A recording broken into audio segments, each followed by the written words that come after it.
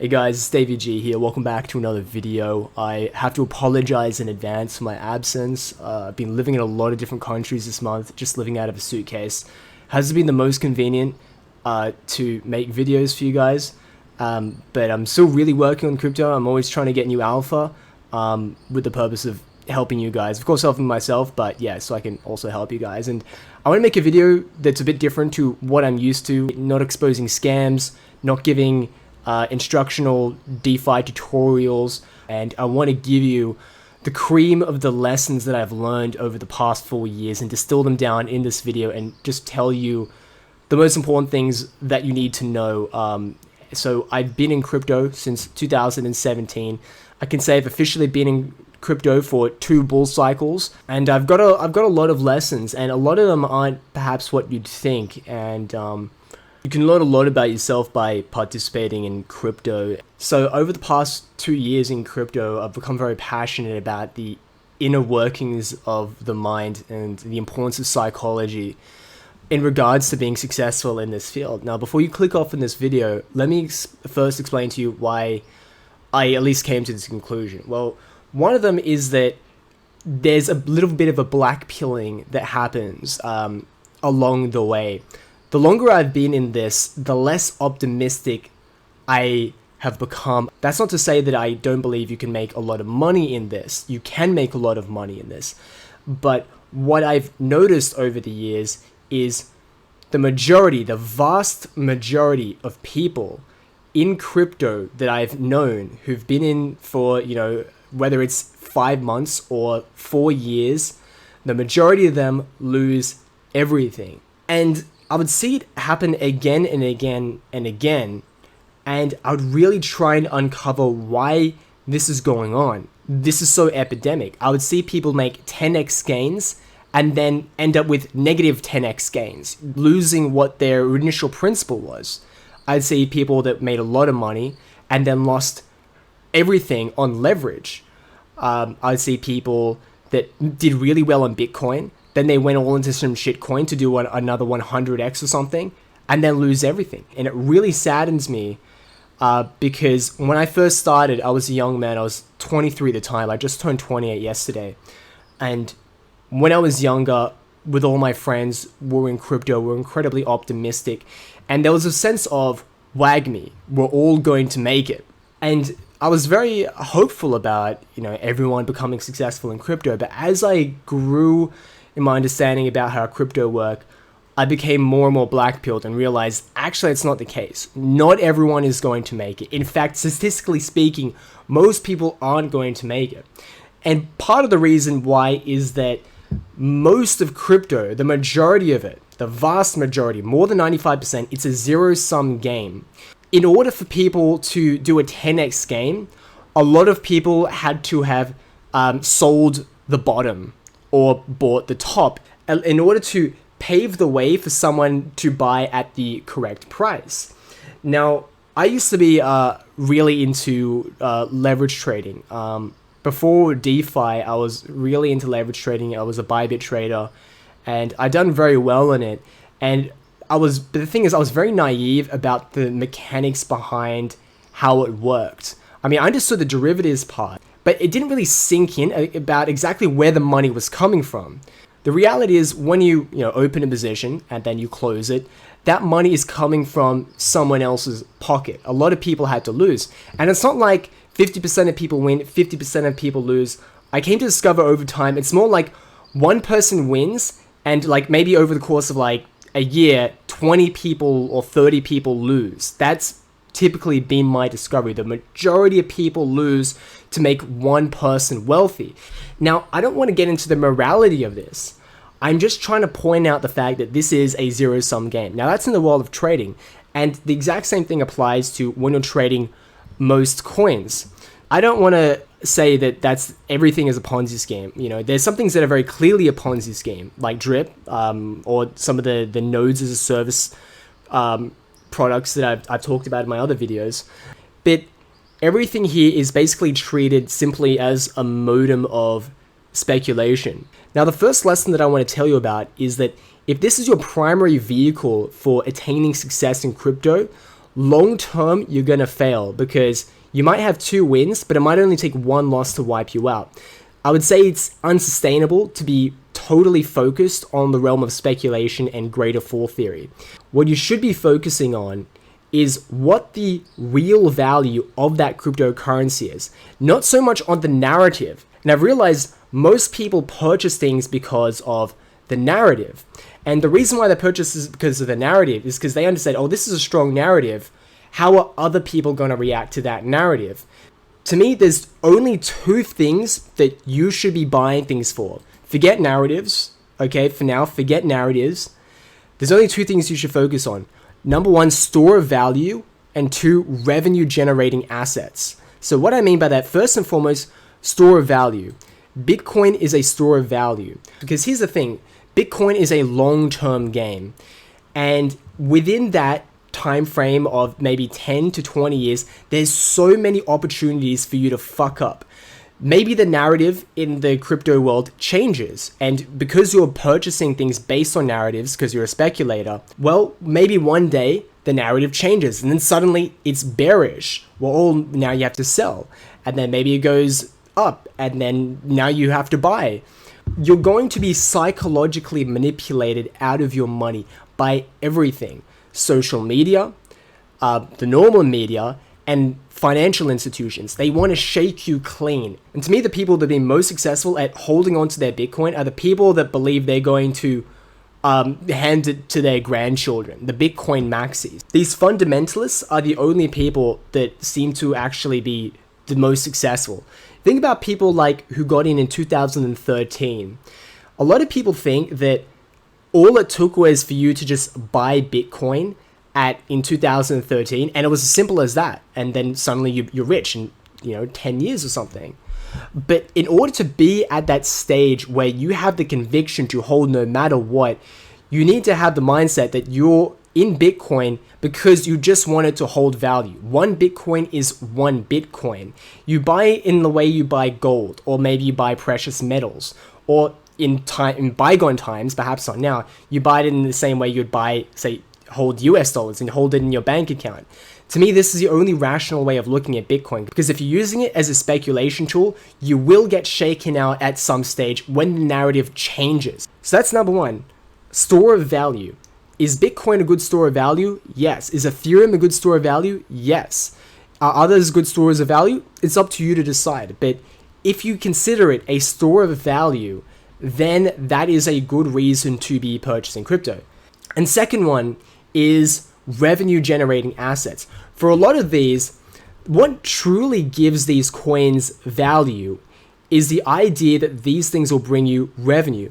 See, a lot of people, especially the people that are inexperienced with crypto, they think that maybe say $100 AVAX is cheap because it can be sold at a later stage for $200 AVAX. And a lot of people have that mindset. So what do you say to that person who buys at $200 AVAX? Is he just dumb? Is he the victim of greater fool theory? Well, again, it depends on why you get into it. If you get into it for speculation reasons, you're going to always be the greater fool of someone else. You'll never be the best fool. The only reason why AVAX has value is because you can make revenue from it. Not so much just speculate it and then sell it to someone else. What you can do is you can stake it and you can make a percentage of returns from it. It's like an investment in a stock. What's one of the primary things that gives stocks value? It's the dividends. Now, there are definitely some people who buy stocks just to speculate in the market. But I also want to point out that just like crypto, the vast majority of people lose money in the stock market because speculation is ultimately too dangerous a game to play long term. The people that make it long term are people that purchase stuff that actually makes money for them. So Avalanche, you can stake it, you can LP it, and that's the true underlying value of it. The point of these 2 things that I'm mentioning here is that these 2 things are to bring you out of the speculation mindset, because you need to be thinking about 10 years plus when you're in this crypto game. And what's some of the reasons why people don't think long-term enough in this market? The primary reason is because of the image of instantaneous gains and instant gratification. And I think there's a real problem within the crypto world of instant gratification and addiction to dopamine. And what I mean by that is that at every moment you have the potential to make life-changing wealth. That's a fact in crypto. You can make 10x's, 100x's. You can make so much money, it would make your head spin. But at the same time, this is not a realistic projection of how things actually pan out. What's likely to pan out is that most of the time, what I've seen is that people ride a 10x and they write it down all the way into the graveyard. And why does that happen? Well, the reason why that happens is that many people can make 10x's, and part of it's because they have conviction in crypto. And the only way you can make a 10x is that you have enough conviction where you're willing to put money down on the table, hard-earned money, and usually not a small amount of money. It takes at least a couple of $1,000s to play this game. So you have enough conviction to risk that kind of money, and then have the risk of losing everything in a multitude of ways. And you're going to wait it out and ride it out, ride through all the FUD. And that takes a lot of conviction. And the kind of person that has a lot of conviction is also likely the kind of person that isn't going to sell. So on the other hand, you've got the person who doesn't really have a lot of conviction in the market. This is the kind of person that in many senses is likely to take profit. If he does get a 10x, maybe he turns $4,000 into $40,000. That's incredible. And he takes that money and he goes and buys a car. He leaves, almost nothing in crypto. Maybe he leaves like a paltry amount, like, I know, $4,000 or $1,000 or something like that. That's a very rational thing to do. But here's the thing. At the same time, though, he's not likely to get the 10x because he didn't have strong enough conviction in the first place. So it's unlikely he would have had strong enough conviction to put $4,000 of his hard-earned money on the table, potentially risk it all, ride through all the FUD for, 5 months, a year, 2-3 years, just to get a 10x and then sell. It's unlikely that a person who doesn't have conviction will do that. But a person who doesn't have that much conviction in crypto is also the person who's most likely to take profit and, sail off into the sunset with his gains. So do you understand the dilemma here? On the one hand, if you have conviction, you're likely to win, but not likely to keep it. If you don't have conviction, you're not likely to win, but if you did win, you're probably going to keep it. And this is, I think, the trap that most newbies get into. And it takes a long time to get out of this framework. How do you evolve beyond that? Your strategy also has to change from speculation to investment. And what's the difference? Speculation, you're pretty much just guessing the tops and bottoms. Investment is you're making a purchase. I consider an investment like a purchase. Like, let's just say if you were to start a business, I don't know, like a cleaning business, right? You're making an investment into cleaning equipment. That's, you're buying those things so you can do your business. Likewise, when it comes to crypto, what are your tools of trade here? Revenue generating assets. So you want to go from the mindset of a speculator to an investor. Let's kind of get into the nitty gritty and into the specifics. So this channel is primarily about Phantom. I'm obsessed with Phantom. I love Phantom. My primary strategy is I have a lot of these L1 coins and they work for me. And I own things because they get me yield. And so what I do for work is I'm a yield farmer. That's a lot of what my videos are about. And I use tokens that I find within the Phantom ecosystem to help me make more money.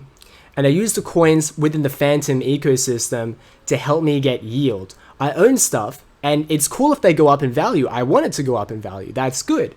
But the purpose of them is that they will consistently get me income. And it will get me income if it goes down, and it'll get me income if it goes up. And then with this income, I can then use it for a number of things. I can use it to recompound my wealth. I have a strategy where I take half of the money that I make every day and I recompound it back into the ecosystem, so I'm getting even more money, and I use the other half to purchase non-correlated assets. And This is another important lesson that I think you should take down. If you are really into the yield farming stuff in DeFi like I am, I think you should have a balanced strategy.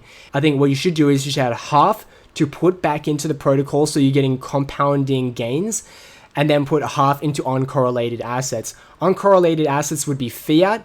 Maybe it's not just that. Maybe it's also purchasing different kinds of currencies. I have WeChat Pay and Alipay, so I like to fill up my my store of RMB.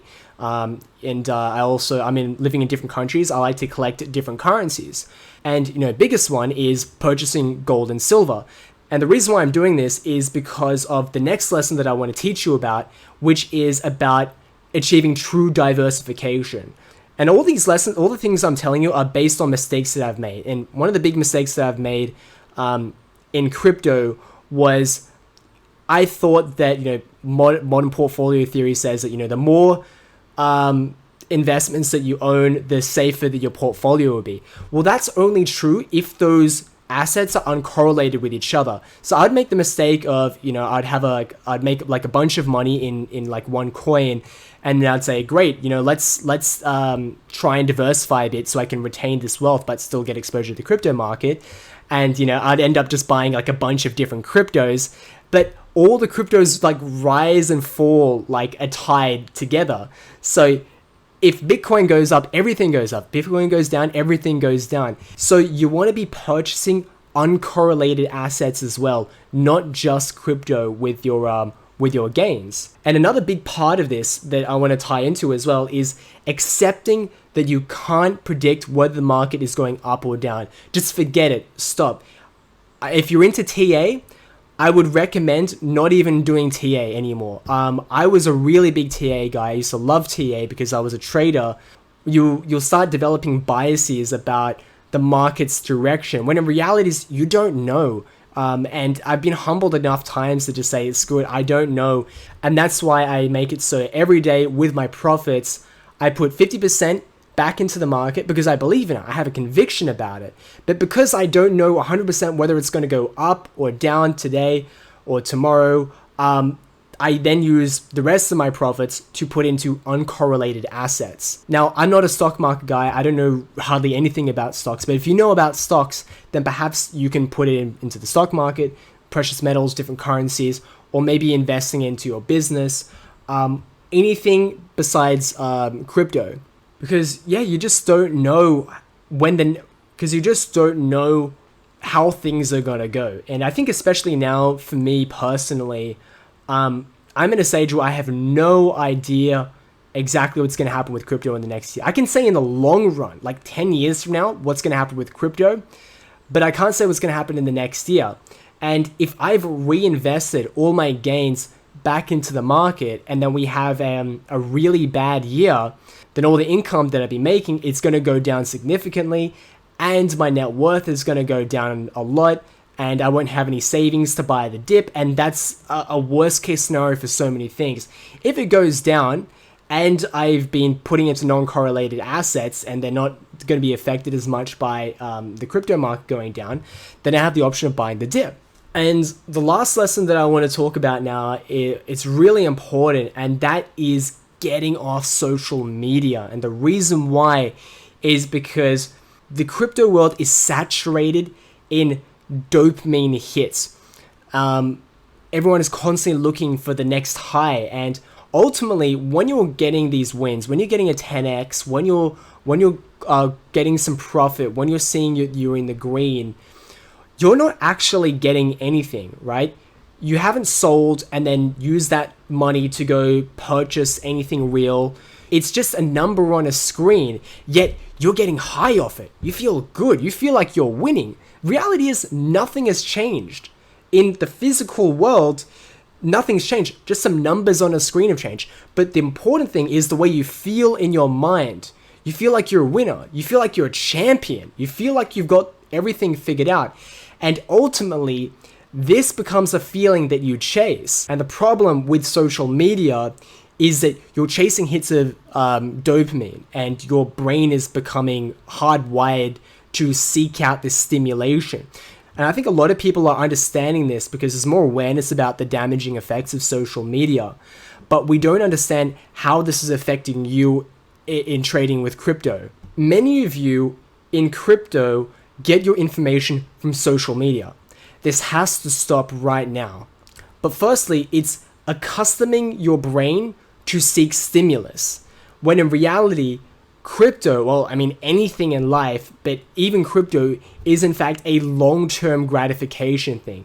Again, as I mentioned, you've got to see this as an investment that you make over a minimum 10 years. This should be almost pretty much a lifelong thing. But when you're looking at social media, you're being trained to believe that there's these 10x's everywhere. If you just looked hard enough, if you just scrolled through Twitter, just one more page, if you just watched one more YouTube video, then you'll find a 10x. And conveniently, you're going to find all these yes men, these social media influencers, who are always conveniently having these amazing 10x ideas. They're constantly having the best investments. They must just be genius investors, and they're always willing to give them to you for free. So as a result, you see these thumbnails, get 10x this, 10x NFTs, make money with this, and then at the same time you're on social media, so you're also reading about people that got extremely wealthy off crypto. So you're getting the highlight reel of these people's lives, and you're being made to think that this is normal. It's just normal for people to get 10x's every day and to make ridiculous amounts of money. And when I verbalize it like this, I'm sure you're agreeing with me and saying that it sounds ridiculous. But when you're scrolling through Twitter and you're looking through YouTube, you're being put into hypnosis and you don't even realize that this is what's going on with you. Your brain is being conditioned to think that this is normal. And the more you scroll, the more it's lowering your span of attention, which means as a result, it's also lowering your delayed gratification. And delayed gratification is exactly what you need to be successful in this in the long run. Again, think 10 years.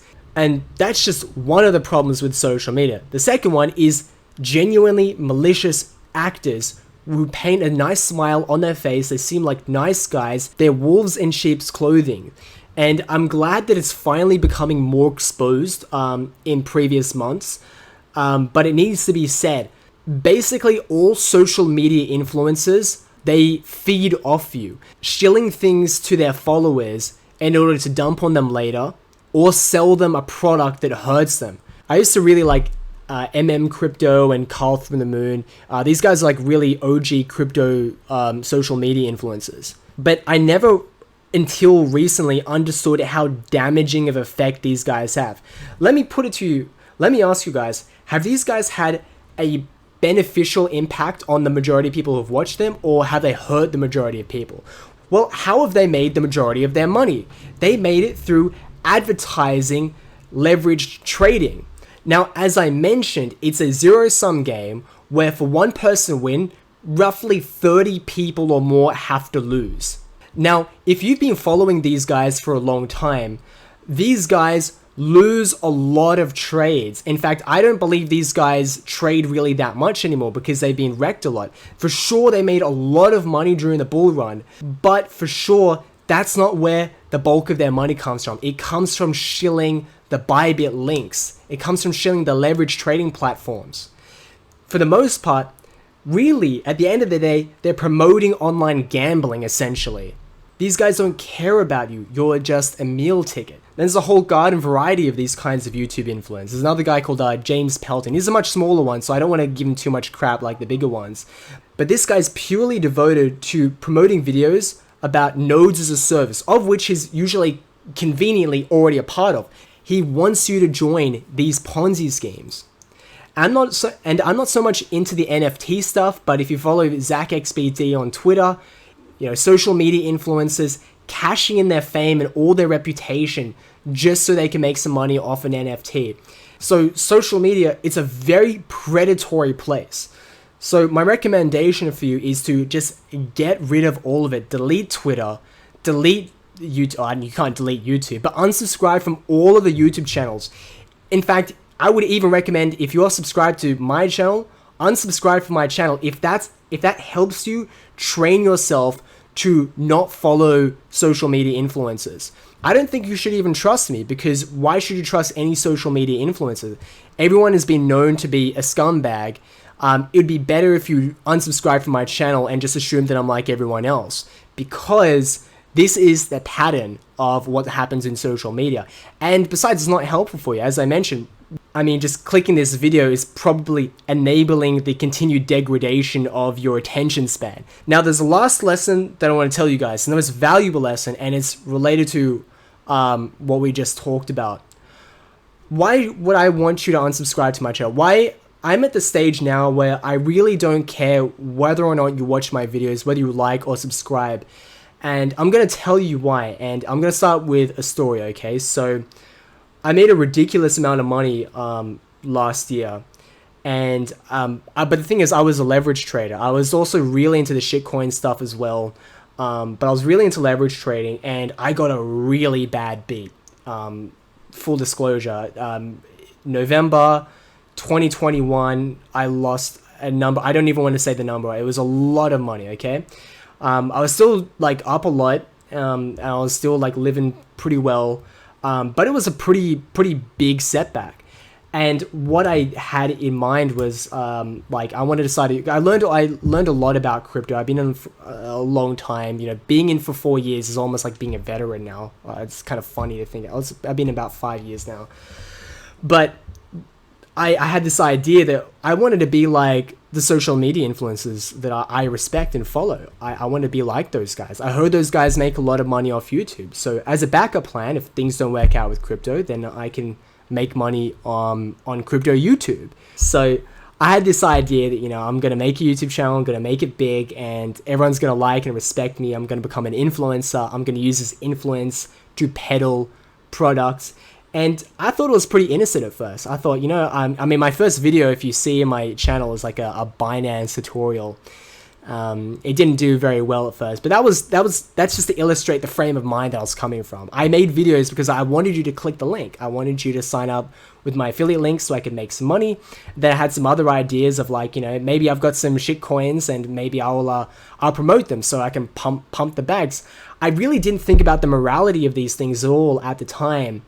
And it wasn't until later that I really thought, okay, you know, shouldn't shill, you know, things that I'm in, you know, to pump my bags only so I can dump on other people. So I won't do that, you know, but you know, maybe I will do the affiliate link stuff. You know, that can't be that bad. You know, I might shill the Bybit link like Carl from the Moon or Crypto or something like that, you know, but then I eventually came to the conclusion that, this is probably going to hurt people because the vast majority of people lose money from, you know, leverage trading. So I'm like, okay, that's out the window, but I can make money shilling something, right? Like not everything is bad, right?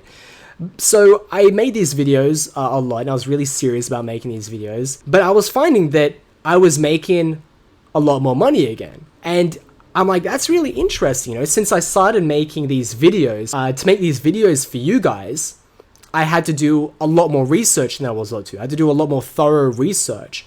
In order to make these videos, I was basically treating it like a full-time job.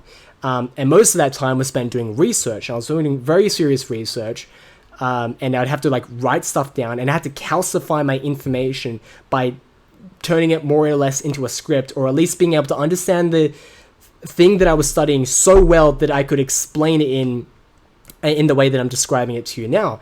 Because when I made videos off the cuff, I discovered it's really hard to just talk about something unless you know it really well. So I'd have to study it really, really well.